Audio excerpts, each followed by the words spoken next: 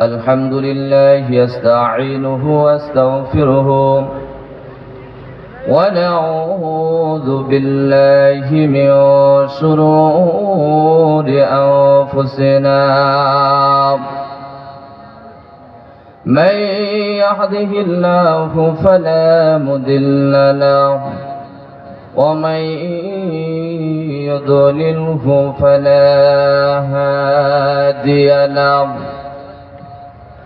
وأشهد أن لا إله إلا الله وحده لا شريك له ونشهد أن محمدًا عبده ورسوله أرسله بالحق بشيرا ونذيرا وداعيا إلى الله بإذنه وسراجا منيرا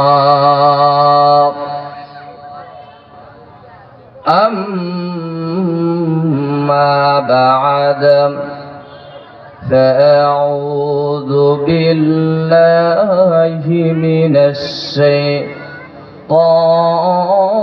الرجيم بسم الله الرحمن الرحيم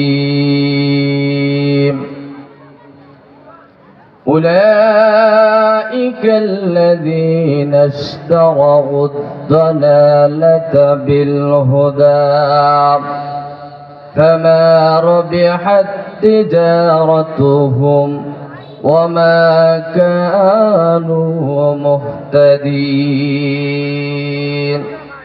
صدق الله المولانا العظيم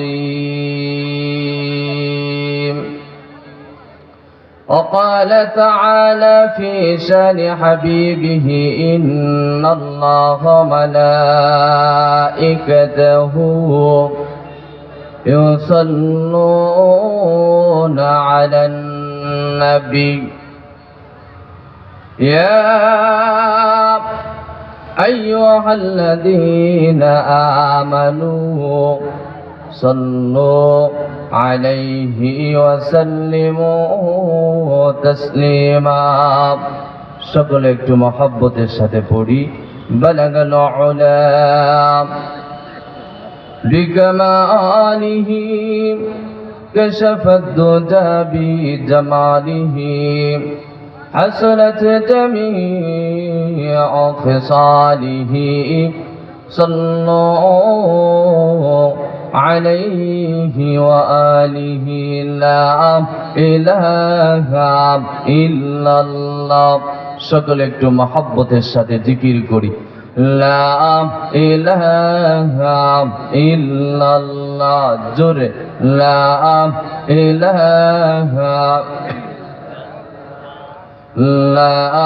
ইলাহা আল্লাহর জিকির করবে যারা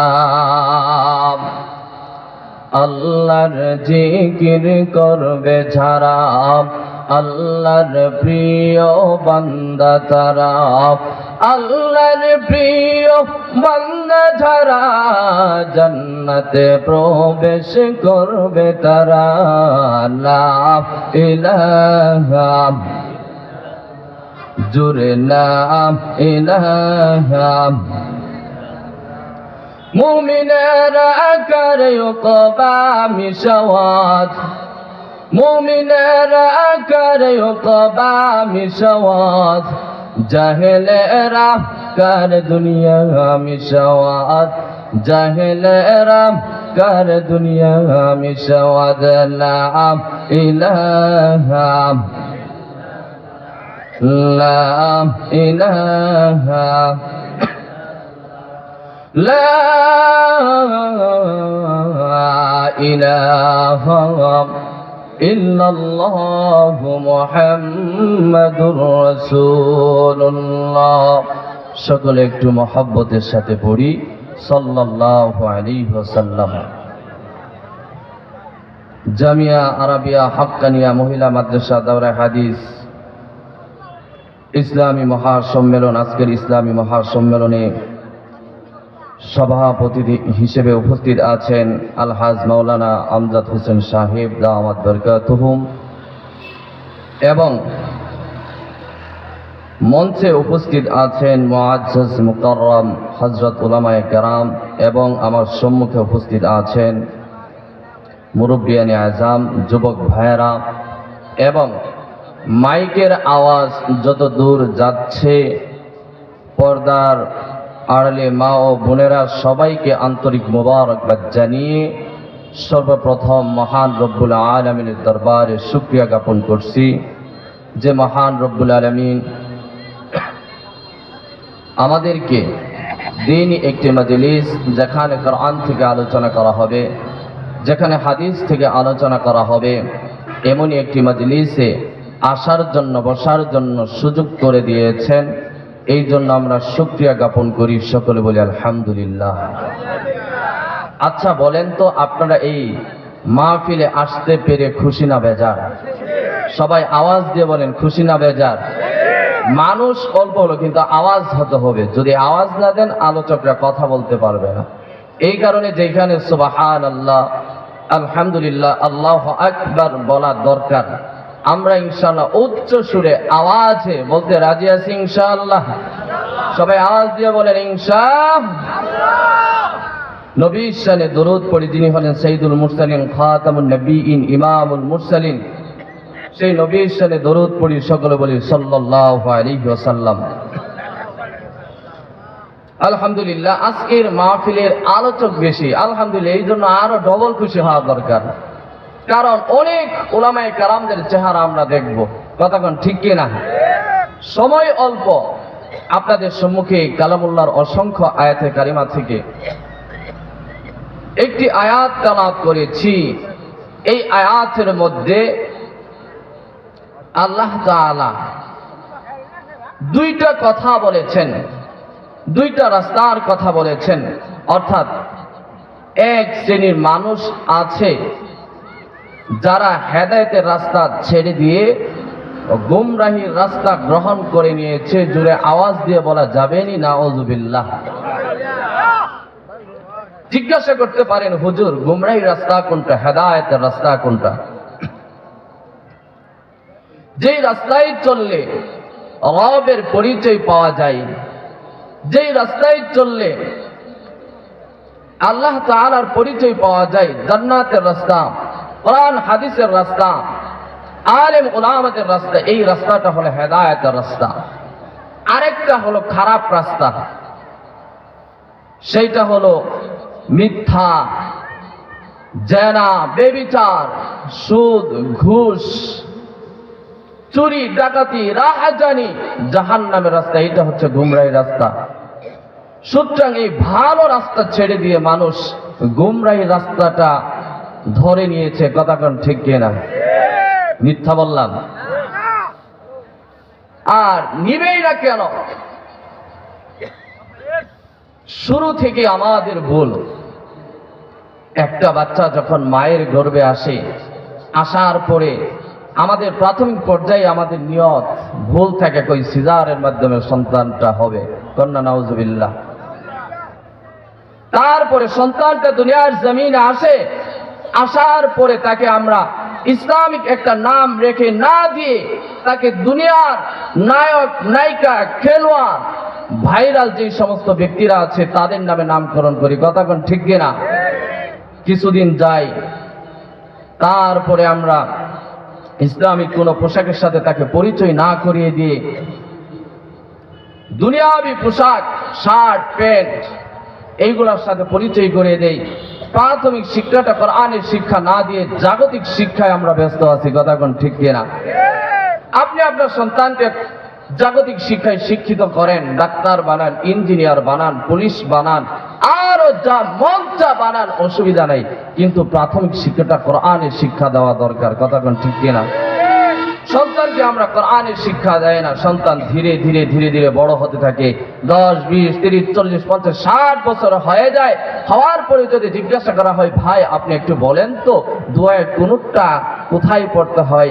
ওই দোয়ায়ে কুনুত তো এইটা ফরজ নামাজে পড়া হয়। মিথ্যা বললাম? অনেক মানুষ তাশাহুদ জানে না, সূরা ফাতিহা সহিভাবে পড়তে জানে না। তার কারণ হলো একটা, তার পিতামাতা তাকে প্রাথমিক শিক্ষা কোরআনের সাথে পরিচয় করায় দেয় নাই। কথা কোন ঠিক কিনা? সব কিছু আমরা ডিজিটালে পরিণত হয়ে গেছি। ডিজিটালের পিছে পড়ে আমরা আজকে দুনিয়ার পিছে পড়ে আমরা দুনিয়ার মাঝে লিপ্ত আছি। কথা কোন ঠিক কিনা? ডিজিটালের একটা গজল আছে, আমি প্রায় মাহফিলে বলে থাকি।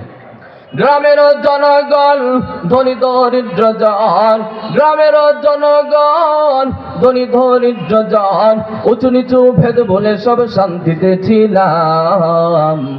ডিজিটাল আইসা মোরা শান্তি হারাইলাম, আমরা ডিজিটাল আইসা মোরা শান্তি হারাইলাম। ঠিক কিনা? গ্রামেরও মেঠু পথে পরপুরুষ দেখিলে আড়ালে মুখ লুকাইতো নারীরা দেখতাম। এমন এক সময় ছিল যেই সময় মহিলারা যদি অন্য কোনো গায়রে মাহরাম পুরুষকে দেখতো তৎক্ষণাৎ তারা মুখ ঢেকে ফেলতো। কিন্তু বর্তমান দেশের এমন পরিস্থিতি হয়েছে মহিলাদের বুকের মাঝে ওড়নাও দেখা যায় না। কথা কোন ঠিক কিনা? মিথ্যা বলছি? গ্রামেরও মেঠু পথে পরপুরুষে দেখিলে আড়ালে মুখ লুকাইতো নারীরা দেখতাম।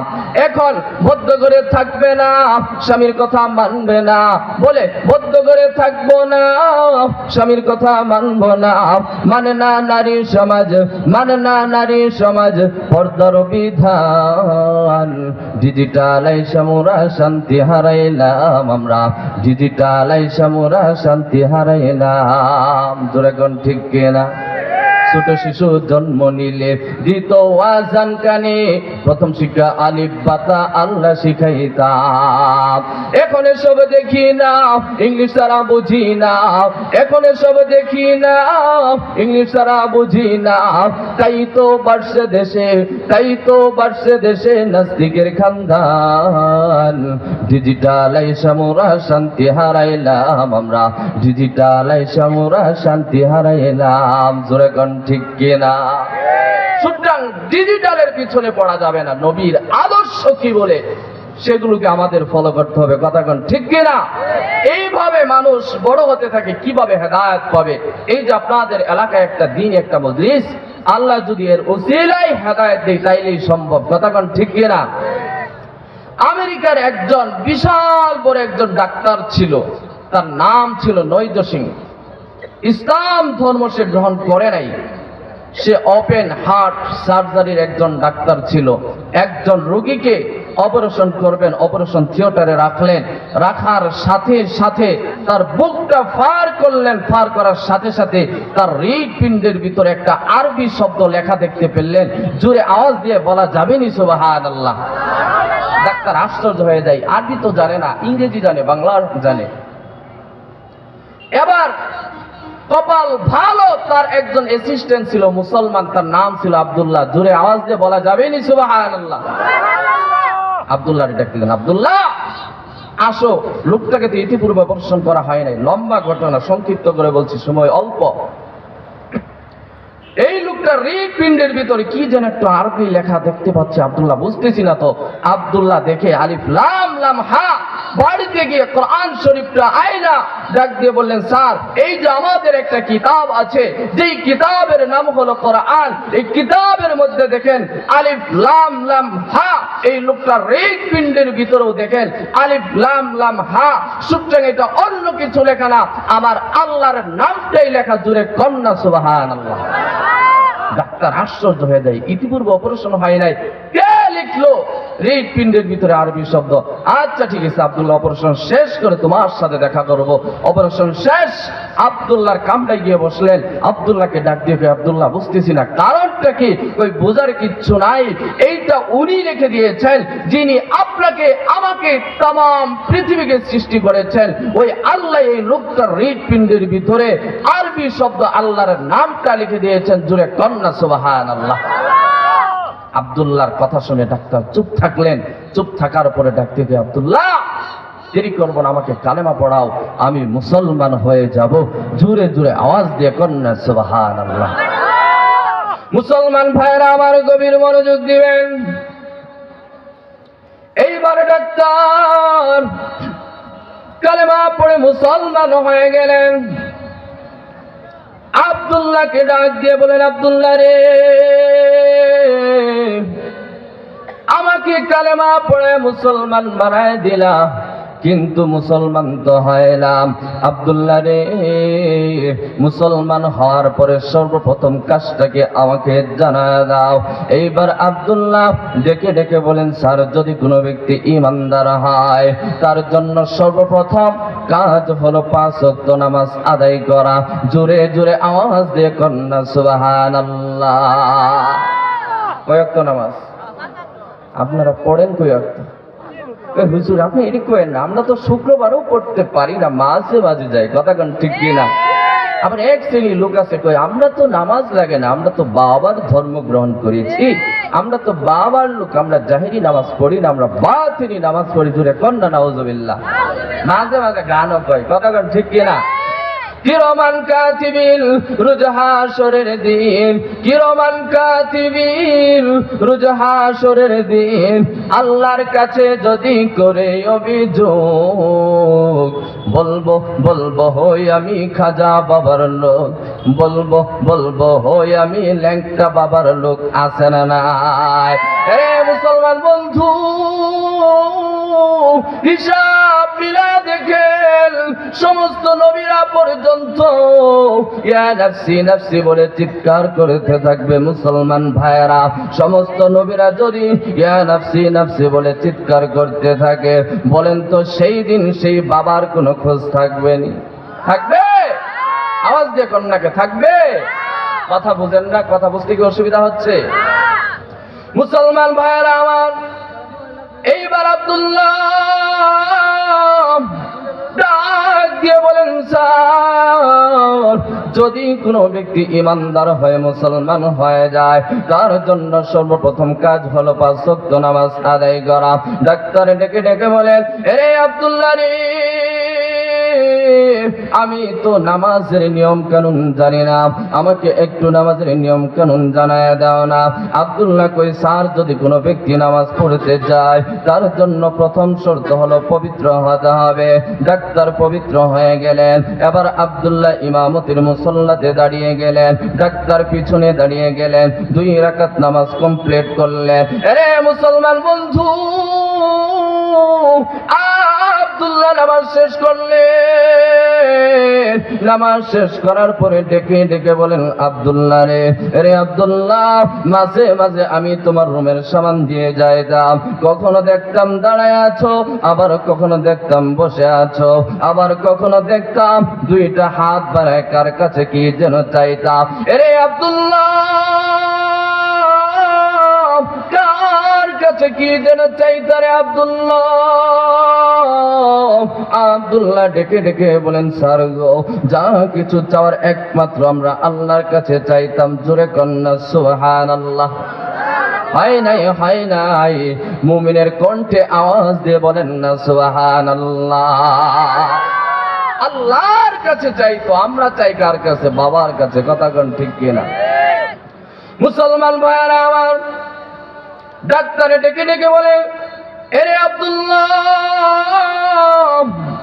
তুমি কি আমার জন্য আল্লাহর কাছে কিচ্ছু চাইবা না?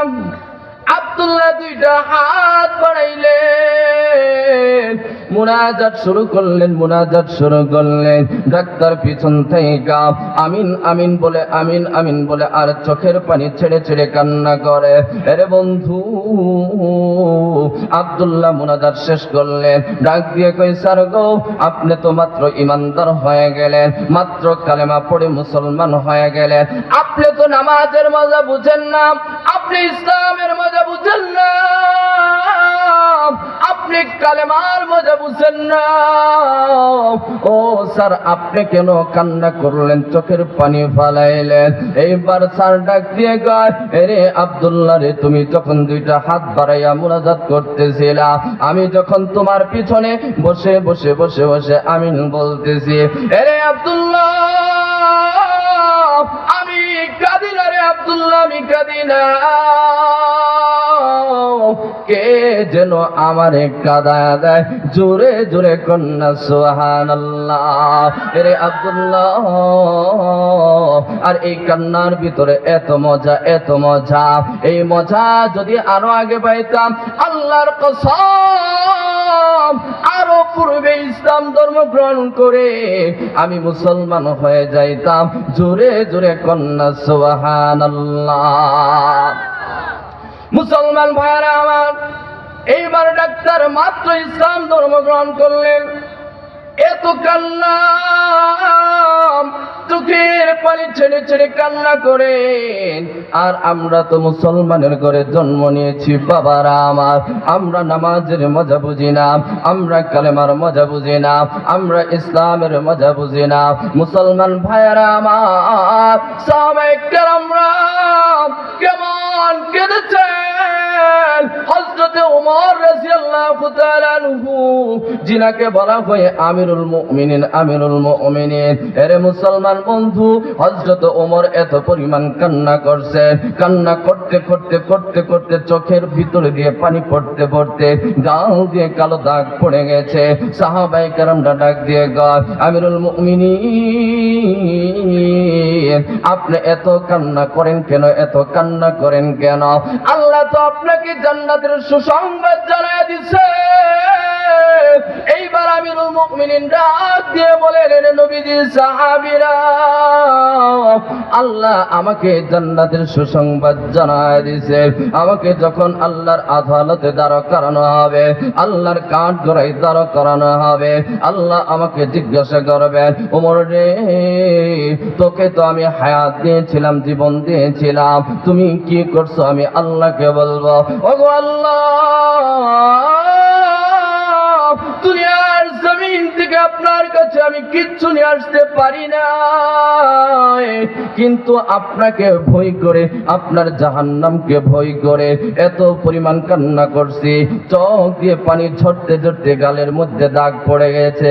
ওগো আল্লাহ, এই দাগের উসিলাই তুমি আমাকে মাফ করে দাও। হিসাব মিলায় দেখেন সাহাবায়ে কেরামরা কেমন কান্না করছে, নবীজিকে কেমন মহব্বত করছে, নবীজির আদর্শগুলি কেমন ভাবে মানছে।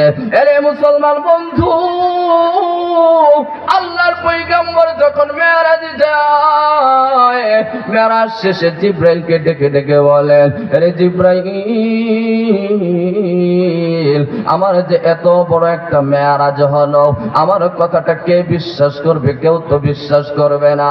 এবার জিব্রাইল ডাক দিয়ে ওগো আল্লাহর পয়গম্বর, দুনিয়ার জমিনে কেউ বিশ্বাস করুক আর না করুক, আপনার একজন সাহাবী আছে। কই কে? কই আপনার একজন সাহাবী আছে, হযরতে আবু বকর। আপনার সাহাবী আবু বকর আপনার এক বাক্যে কথাগুলি বিশ্বাস করে নিবে। জোরে জোরে কন্যা সুবহানাল্লাহ।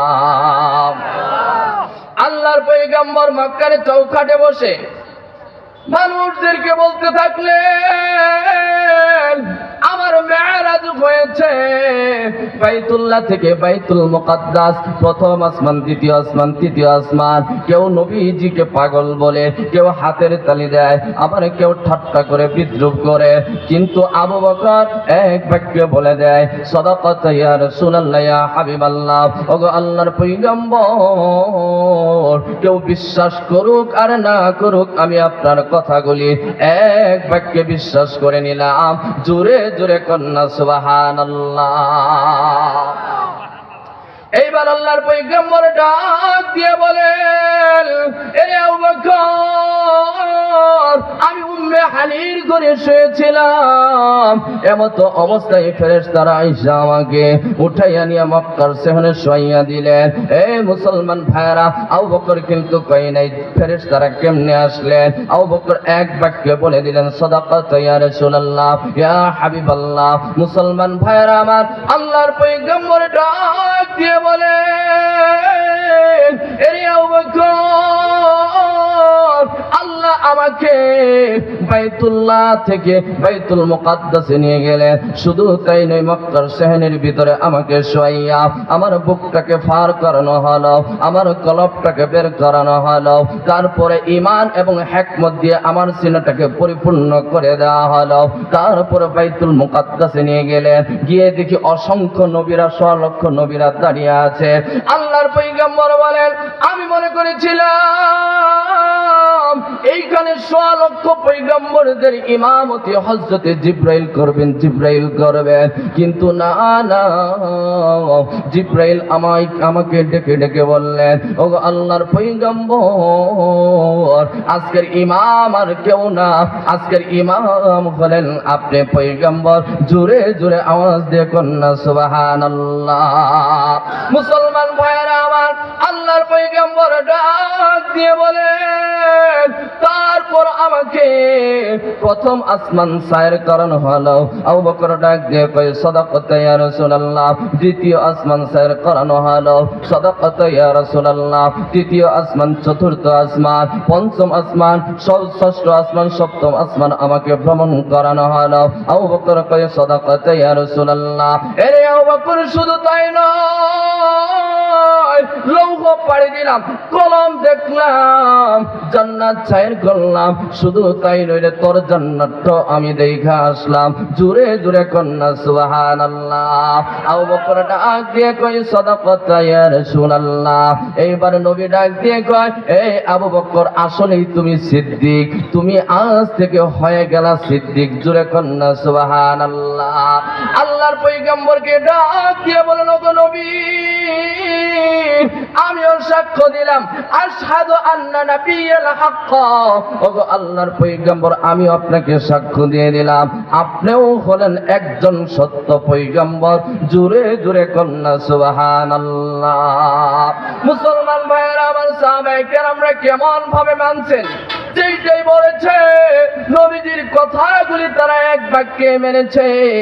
কিন্তু আজকে আমরা মুসলমানের ঘরে জন্ম নেওয়ার পরও আমরা নবীজির আদর্শ মানি না, আমরা কোরআন মানি না, মাদ্রাসার সাথে আমাদের সম্পর্ক নাই, আলেম ওলামাদের সাথে সম্পর্ক নাই। বাবাজি, আমি আপনাদেরকে শেষের বেলা একটা কথা বলে যাই, মানার চেষ্টা করবেন, জীবনে হলেও এই কোরআনকে তাআত করবেন। কারণ এই কোরআন মানুষকে মানুষ বানায়া দেয়, এই কোরআন মানুষকে সভ্য বানায়, এই কোরআন মানুষকে আদব ওয়ালা বানায়, এই কোরআন মানুষকে সম্মান দেয়, এই কোরআনটাই মানুষকে দামি মানুষ বানায়া দেয়। জোরে জোরে কন্যা সুবহানাল্লাহ। সুতরাং বলতেছিলাম, রাস্তা হলো দুইটা। সবাই বলেন, রাস্তা কয়টা? দুইটা। জান্নাতের রাস্তা, আরেকটা হলো জাহান্নামের রাস্তা। জাহান্নামের রাস্তা ছেড়ে মানুষ গুমরাহির রাস্তা যাচ্ছে, কথা কোন ঠিক কিনা? সুতরাং এই রাস্তা ছেড়ে আমরা কিভাবে হেদায়েতের রাস্তা পাবো? যদি আমরা হেদায়েতের রাস্তা পেতে চাই, তাইলে আমরা কমপক্ষে আলেম ওলামাদের সাথে মহব্বত রাখতে হবে, কথা কোন ঠিক কিনা? কোন আলেম চায় না যে একটা মানুষ জাহান্নামে যাক। কোন আলেম চায়? আজ পর্যন্ত কেউ বলতে পারবে না আলেম আপনাকে খারাপ দিকে ডাকছে, আলেমরা আপনাকে ভালোর দিকে ডাকে। সুতরাং এখানে একটা প্রতিষ্ঠান আছেন, হুজুর অত্যন্ত মুহতামিম সাহেব হুজুর অত্যন্ত আমার মহব্বতের মানুষ। আমি গত বছর আপনাদের এইখানে এসেছিলাম।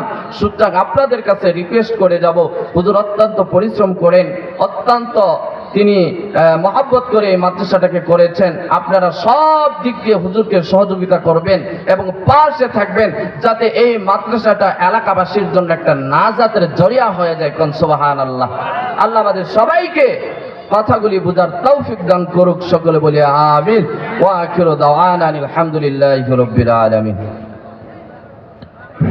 আলহামদুলিল্লাহ, অত্যন্ত ধন্যবাদ ও মোবারকবাদ আমার মোহাম্মদের মানুষ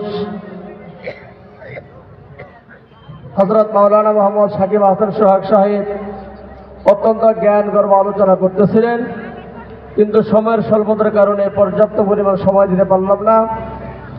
আমি বক্তা দাওয়াত দিছি বেশি,